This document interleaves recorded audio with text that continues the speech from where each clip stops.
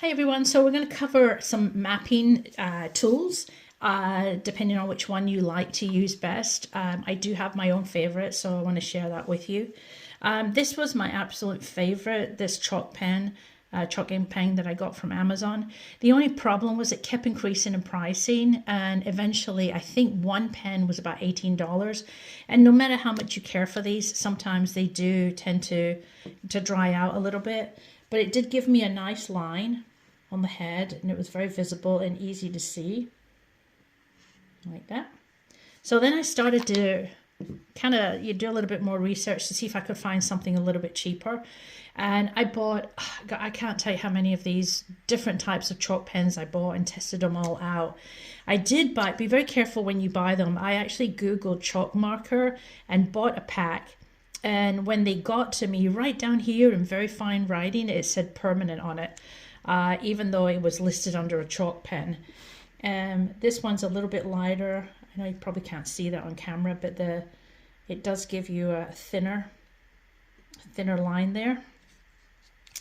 But my all-time favorite is definitely this pen. This is made by Pilot. It's called Friction.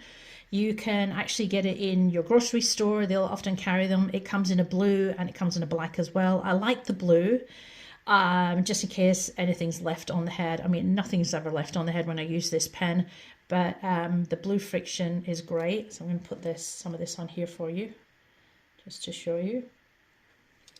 So, and all of these marks should actually come off with a wet sponge. So I have the sponge just here. Let me put a little bit of water on it. And one of the reasons that I switched to the Friction pen is because when you wipe off the line, it wipes off completely. So it's completely gone. And the line's actually here on the sponge. It's gone.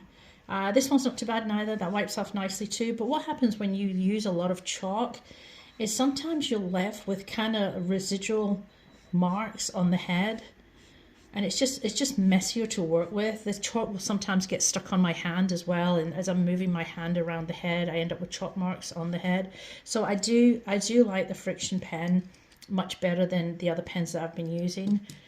The one thing I will warn you is if you're rooting, typically I'll tell people that when you're rooting, you want to make sure that you're about an inch away from the line, and as you get closer to that line, you're going to wipe that line off. You'd never want to root on top of the line. If you root or put your needle on top of the line, you're actually going to push the blue or the pen color into the head.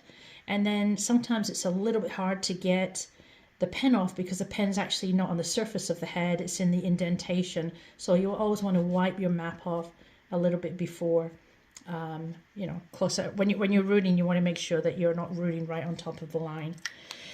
Some of the downside to some of the chalk pens is if you are somebody that roots and then you leave a head for a couple of months and you come back, sometimes getting the chalk pen off is really hard. I haven't found that to be an issue with the Friction pen. This little Friction line has been on here for a couple of months. So I'm just going to wipe this and see how it comes off nice and clean. So this chalk has been on there for the same amount of time. And sometimes the chalk is just harder to remove.